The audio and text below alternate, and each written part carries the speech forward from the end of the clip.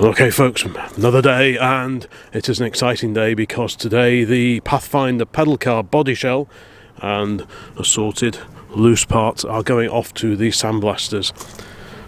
The original paint was stripped off about 40 or so years ago.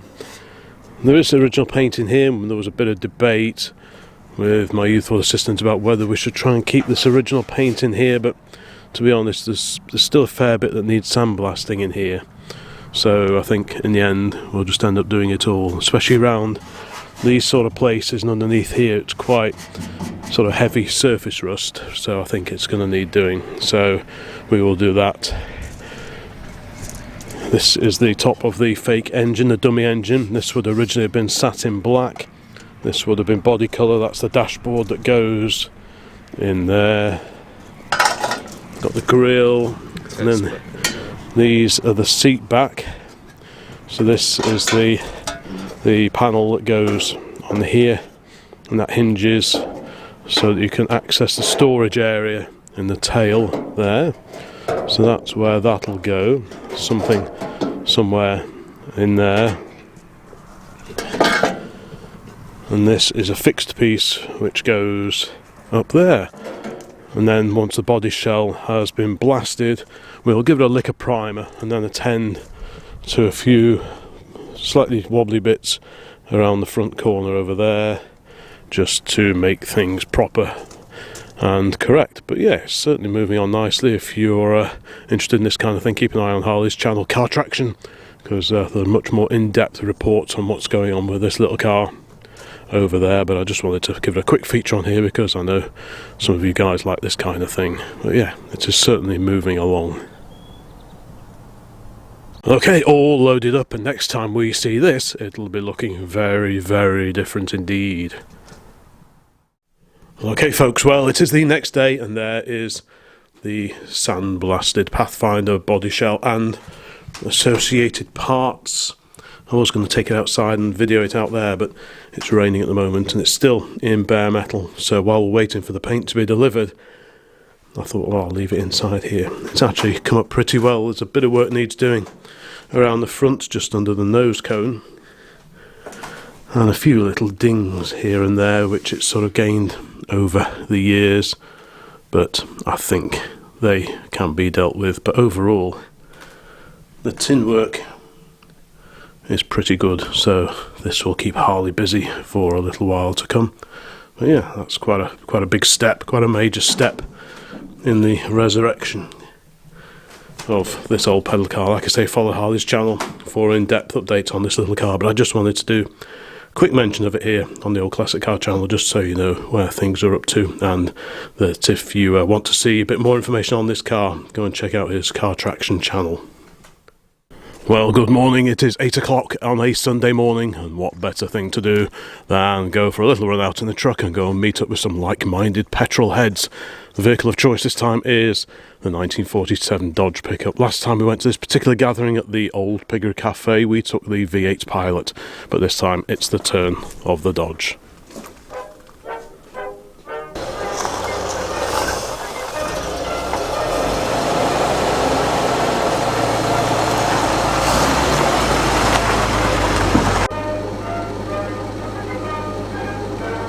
And as always, we like to try and put something of interest in the back of the pickup whenever we take it somewhere. So the two choices for today are this lovely little Triang pedal car.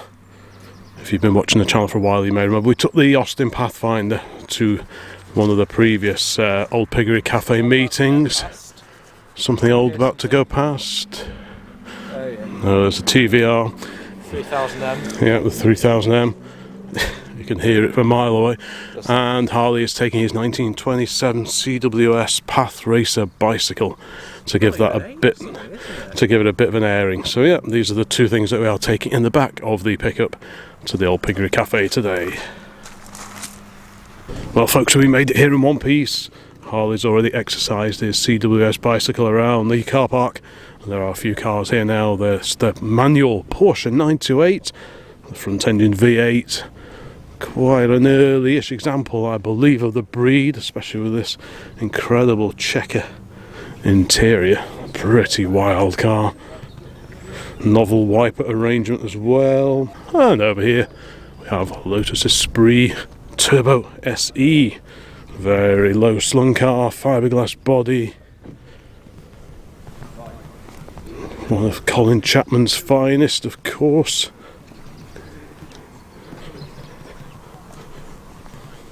Certainly a bit of a chilly one, another chilly breeze, just like last time I was here a month ago. So it's what, February at the moment, so I guess we can expect a bit of the cold stuff, but yeah, there's definitely a cold breeze coming from an easterly direction, so we'll see how we go and see if that puts anyone off from coming today. Here's the local TVR 3000M that we saw driving past just a little while ago while we were getting the Dodge ready. Super car that is, sounds fantastic. Lovely 05 Porsche 911 here. It's sad, isn't it? Really? And an E-Type, a Series 1.5 E-Type. It's quite a late Series 1.5 with the open headlights, because most Series 1s have the glass covers over the headlights. There's another example of a very late Series 1.5 local which we see occasionally. Lots of noisy cars in the background. Not quite sure what that is. Something purposeful. Anyway, back to Jaguars and this lovely E-Type Roadster right-hand drive. So this will have the 4.2 version of the straight six. Originally they were 3.8, but this is a lovely 4.2 roof down as well, which is brave considering there's a bit of rain in the air and it is a little bit on the nippy side. Yeah, got all the history there as well. Proper lap belts with the Jaguar Leaper on. I'd like a bit of that, but yeah, lovely looking car. The car of the day so far, the 1967. And over here, the Renault Alpine A110.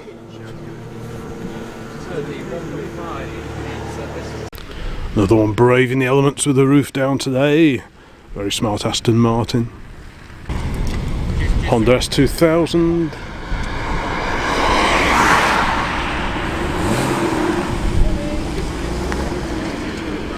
A Lotus XL.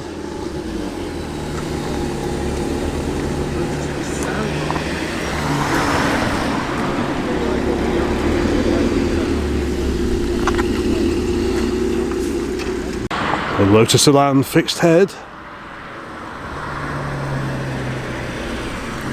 Who doesn't love a pop-up headlight?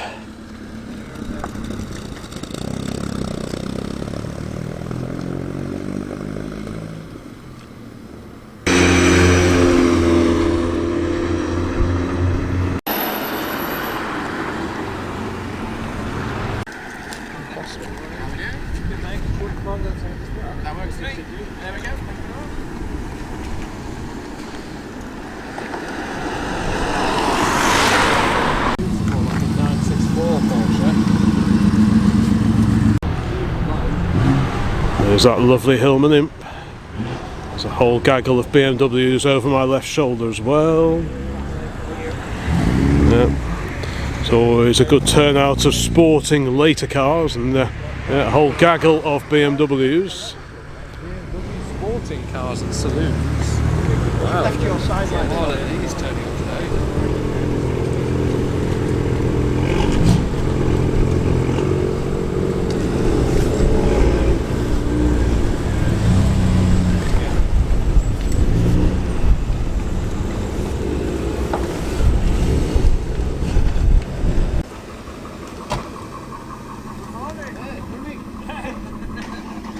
Another Porsche 928, this one a much later example. And again, lovely burbly V8.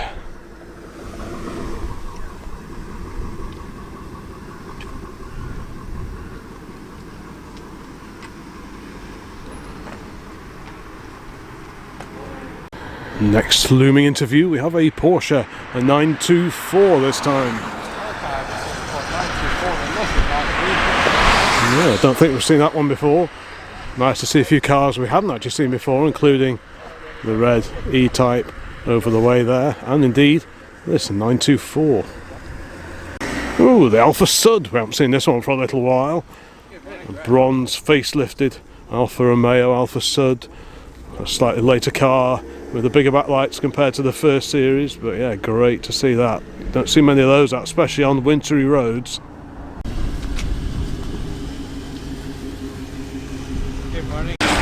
I spy another bright yellow car in the shape of a Corvette. Matched up to the LS V8 engine.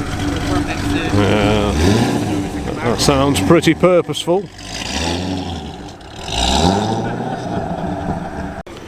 MGB Roadster, rubber bumper car.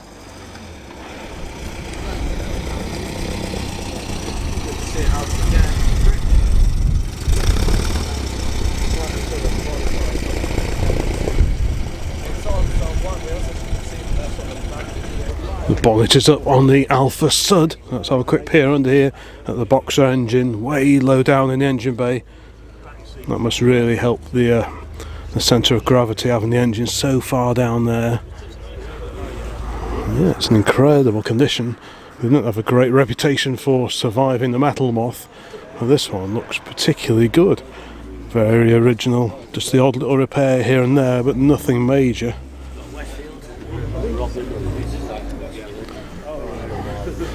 So like I say, this is one of the facelifted cars, slightly later back end, with a full hatchback.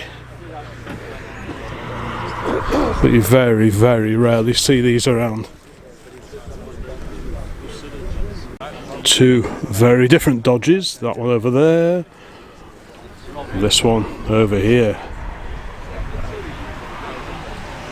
Lights ablaze on the FB Victor.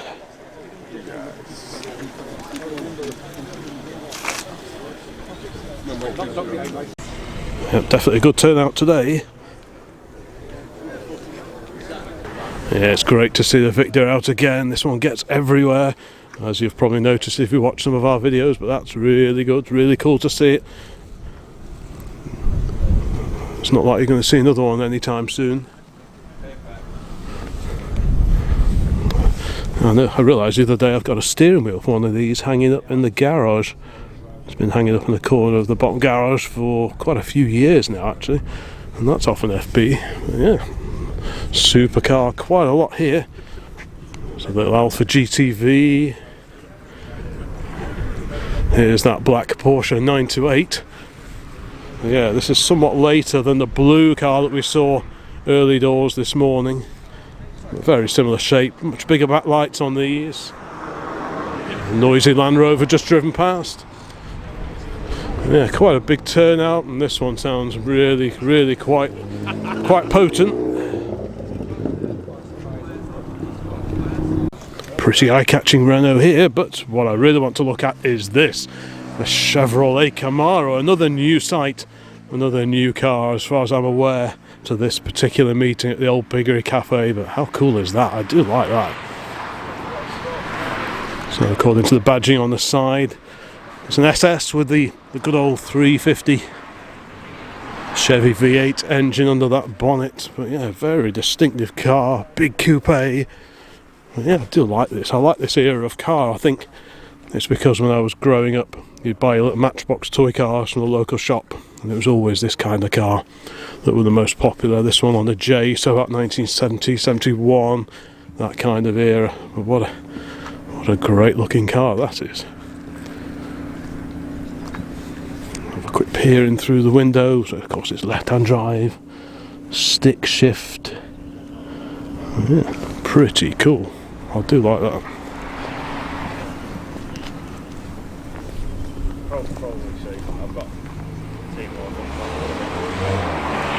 Great to see this trio of older Lotuses over here, headed up by the bright red Lotus XL. Again, fiberglass bodied as all these Lotuses are. This, I believe, is where the join is. When they originally made the body, that is where the join is. The upper and the lower halves joined together. But yeah, pretty cool. And the Esprit, and that super little Lotus Elan fixed head coupe that we saw driving in before. This one gets around a fair bit. That's a beautiful little car. The centre lock wheels. Sporty Porsche just coming in. Plenty of Porsches, another German metal here today, but we'll be concentrating on the older cars. Yeah, It was a treat to see those three Lotuses together, headed up by this gorgeous little Elan. I do like these a lot. I remember when I was growing up in the 70s and 80s, well mainly the 80s, there was just up the road from us, there was one of these in someone's garden. It was there for years. All the paint was falling off it and it was looking pretty derelict, but it was there. And about a mile further away there was another garden, someone else, and they had a Lotus Elan and an Elan Plus 2 in their garden, slowly mouldering away. So I often wonder what happened to those three classic Lotuses. Did they get restored? If you bought a project car from Cheadle and you went on to restore it, let me know in the comments, because I'd love to know what happened to those cars. It'd be nice to think at least one of them maybe survived. But yeah. Ooh, very smart Landy.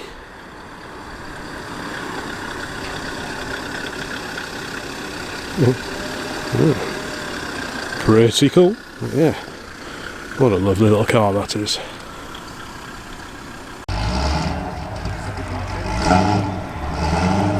Unless it's done, nothing mileage-wise.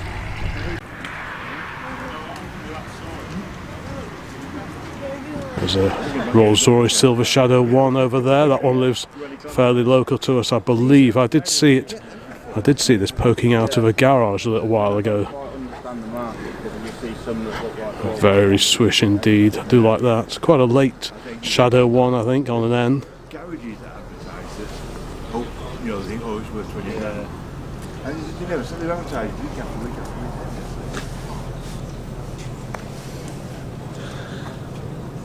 week. Tucked away over here we have a Rover 400 saloon. So what's this, a 414 perhaps, or a 420? No, it's a 416, there we go. 416 GSI, automatic, 1590 cc, 4-speed auto. So this is the booted equivalent, I guess, of the Rover 200 series, which was a hatchback, sold alongside the hatchback. Quite a handsome car. I like a proper 3-box saloon. You don't see too many of them around now. Yeah, this is a saloon version of the R8 hatch.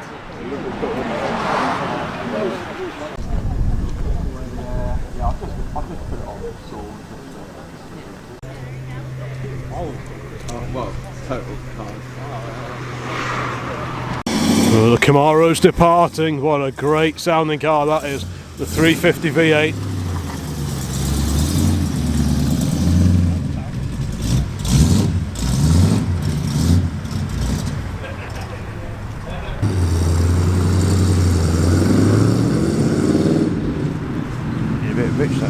Is that a 456? Oh, I don't know. Yeah, I've not seen that one before.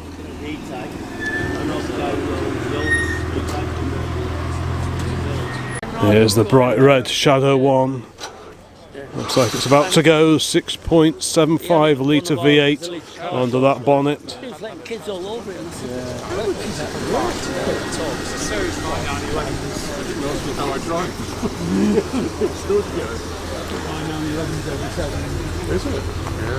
Yeah, whisper quiet. Yeah, it's worth a lot of money to replace it now. That's the thing with my... Yeah, I haven't seen this Defender before, 110, but it's quite a chunky looking fella on those huge wheel and tyre combination. Canvas sides rolled up. Yeah, perfect.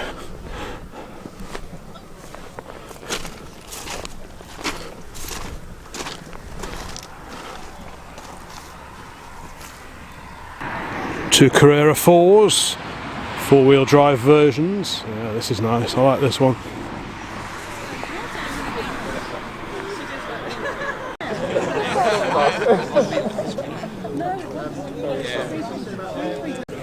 Lambo is a recent arrival. And there goes the Land Rover and also the Alfa Romeo Alfa Sud.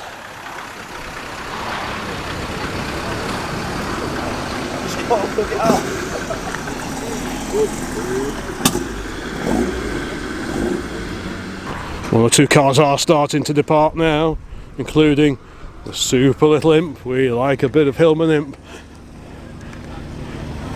Looks great on those banded steel wheels.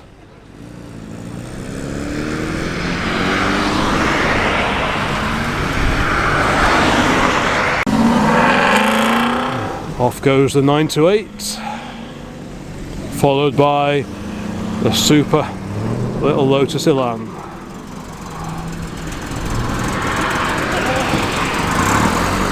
Hats off to everyone that's brought an older car out today, because the weather is not all that agreeable, but great to see such a varied turnout of cars here today.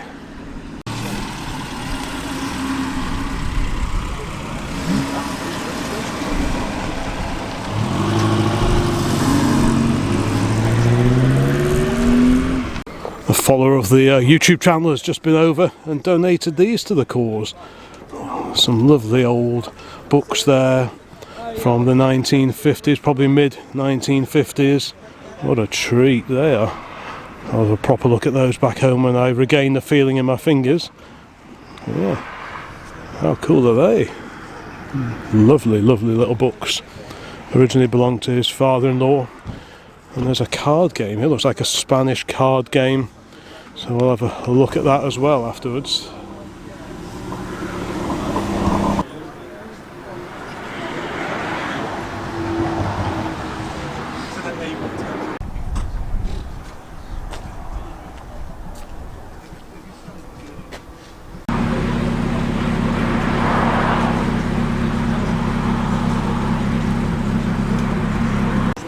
The very smart E30 Cabriolet over here, the BMW 3 Series.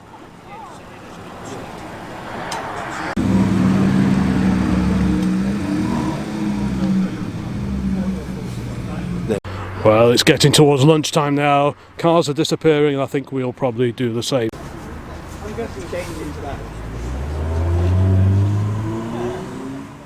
So what else have we been up to lately? Well, I've been accumulating some scrap metal, yes. Since the shelter at the bottom decided to start falling apart when we had all those storms recently, I decided to have a bit of a rifle through. So one of Harley's old bicycles, we've got a steering column here off I do not know what. So this can all go. Got a few bonnet panels there off an E83W, but they're pretty rotten. They've rotted out down there and there, so they can go. They've been kicking around for years. There's also a couple of engine blocks. I'm not entirely sure what they are. One of them's Triumph, I think. I think this one is 1500cc Triumph block. Probably, well, Spitfire. Pretty sure that's what that is. Not quite sure why I have that. And there's another one under here. God knows what that is. I really have no idea at all. So yeah, there's just loads of junk. So in a bid to try and clear a little bit of space down the bottom before I take the shelter out, I thought just accumulate all the scrap metal. I've got a guy coming in about an hour or so's time to take it away in his transit, and then that'll help clear the decks a little bit. So yeah, that's going to be the first job for today. And then later we will revert to the pedal car. Harley's off this week, it's half term at school. So I'll probably get on, or rather get him on with the pedal car and maybe get some primer on it. Rightio, so yes, Pathfinder paint time. We had it sandblasted the other day, and we really need to get some paint on it now. It's been sat in the living room for the last couple of days or so, but we really do need to get it on, because once metal has been sandblasted, then it can start flash rusting pretty quickly. So I've got some red oxide. I had ordered some spray on aerosol paint, but it's still not here yet. So just in the bid to get some paint on it, I've got some red oxide in a tin. So I'm going to brush that on, and then we'll worry about flattening it all back later. But the priority really is just to get some paint on it today. So that'll be my youthful assistant's job. The sun is out. It's looking like we're going to get one decent day of weather this week, so we're going to crack on with this, or rather he is going to crack on with this, and hopefully we'll get this thing in primer before the end of the day.